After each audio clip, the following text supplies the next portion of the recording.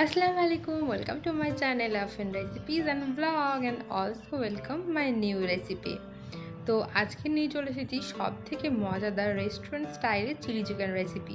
Chilli চিকেনের আরও একটা রেসিপি অলরেডি আমার চ্যানেলে আপলোড করা আছে, তোমরা চাইলে চেক আউট করে নিতে পারো, যার লিঙ্ক আমি ডেসক্রিপশন বক্সে অ্যাড করে দেবো।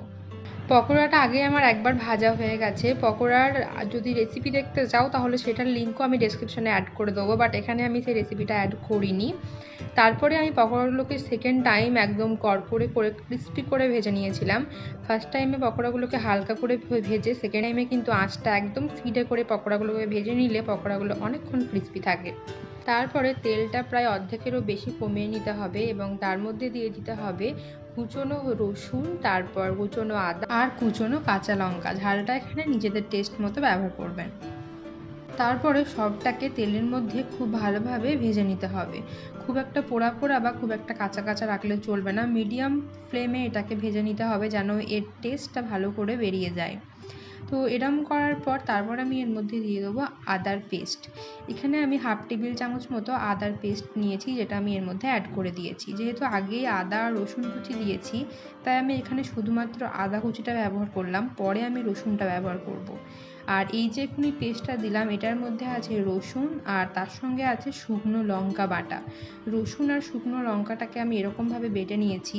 এক্ষেত্রে কি হয়, টেস্টটা অনেক ভালো আসে। আর শুকনো লঙ্কাটা কিন্তু মুখে পড়বে না, কিন্তু শুকনো লঙ্কার যে ঝাল সেটা কিন্তু চিলি চিকেনে খুব ভালোভাবে আসবে।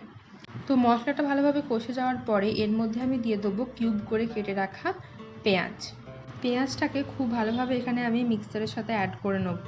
আমি মশলাটা পুরো কষে জলটা বের করে দিইনি, কারণ এর মধ্যেই পেঁয়াজটাকে হালকা সেদ্ধ করে নিতে হবে, তার জন্য আমি মশলার মধ্যে পেঁয়াজটা সেদ্ধ করে নেব। তারপরে আমি এর মধ্যেই অ্যাড করলাম yellow bell pepper. Chilli chicken কিন্তু ইয়েলো, রেড, তারপরে সবুজ সব ধরনের বেল পেপার ক্যাপসিকামে করা যেতে পারে, বাট আমার কাছে সেদিন শুধুমাত্র ইয়েলো বেল পেপার ছিল, তাই আমি সেটা অ্যাড করেছি। তারপরে এর মধ্যে অ্যাড করে দিতে হবে কিছু ঘরোয়া মশলা, যেমন স্বাদ মতো লবণ, অল্প একটু লঙ্কা গুঁড়ো আর জিরে ধনে গুঁড়ো। যেহেতু ঘরোয়া উপায়ে চিলি চিকেন রান্না করছি, তাই ঘরোয়া মশলাগুলো অ্যাড করলে টেস্টটা কিন্তু খুব খারাপ আসবে না। তারপরে আমি এর মধ্যে অ্যাড করলাম কাশ্মীরি লঙ্কা। যেহেতু বাড়িতেই রান্না, তাই কোনো রকম কোনো ফুড কালার অ্যাড করব না, তার জন্য হালকা একটু কালারের জন্য এখানে আমি অ্যাড করলাম কাশ্মীরি লঙ্কা। সবটাকে খুব ভালোভাবে এখানে মশলার সাথে কষে নেওয়ার পর এর মধ্যে দিয়ে দিলাম অল্প একটু গোলমরিচের গুঁড়ো। অবশ্যই কিন্তু গোলমরিচের গুঁড়ো অ্যাড করার চেষ্টা করবে, তাহলে কিন্তু চিলি চিকেনের টেস্টটা আরও ভালো হবে। আর এখানে যে সসটা অ্যাড করলাম তার মধ্যে আছে 2 স্পুন সয়া সস, 3 স্পুন মতো ক্যাচআপ আর 2 স্পুন রেড চিলি সস। তোমরা চাইলে এখানে গ্রিন চিলি সসও অ্যাড করতে পারো। আর এর মধ্যে দিয়েছি 1 টেবিল চামচ মতো হোয়াইট ভিনিগার। সবটাকে মশলার সাথে খুব ভালোভাবে আমি এখানে মিক্স করে নিলাম। এরপরে যখন গ্রেভিটা এরকমভাবে ফুটে উঠবে আর কালারটাও দেখেছো কত সুন্দর এসেছে, পুরো রেস্টুরেন্ট স্টাইল।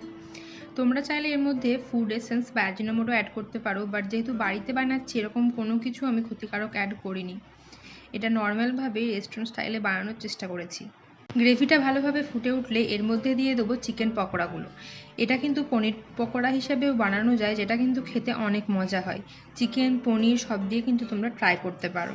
ফিশ দিয়ে আমি কখনো ট্রাই করিনি, বাট তোমরা যদি ট্রাই করে থাকো কেউ, তাহলে কিন্তু অবশ্যই কমেন্টে জানাবে। আর এই গ্রেভিটা যখন ভালোভাবে চিকেন পকোড়ার সাথে মিক্স করে দেবো, তখন এর মধ্যে দিয়ে দেবো হচ্ছে 1 চামচ মতো কর্নফ্লাওয়ার। কর্নফ্লাওয়ারটাকে আমি 2 চামচ জলের মধ্যে খুব ভালোভাবে মিক্স করে নিয়েছি। এটার কাজ হচ্ছে এটা গ্রেভিটাকে খুব থিক করতে সাহায্য করবে এবং পকোড়াগুলোর টেস্টটা কিন্তু আরও ভালো করবে। ব্যাস, এরপরে আর তো সেরকম কোনো কাজ নেই। ফ্লেমটাকে একদম হাই করে পকোড়াগুলোকে গ্রেভির সাথে খুব ভালোভাবে মিক্স করে নিতে হবে। এই যে তৈরি হয়ে গেছে আমার ফেভারিট ঘরোয়া উপকরণ দিয়েই রেস্টুরেন্ট স্টাইল চিলি চিকেন। আশা করি রেসিপিটা তোমাদের খুব ভালো লেগেছে। আর চিলি চিকেন কার কার ফেভারিট কমেন্ট করতে ভুলবে না কিন্তু। আজকের মতো এতটাই, বাই বাই।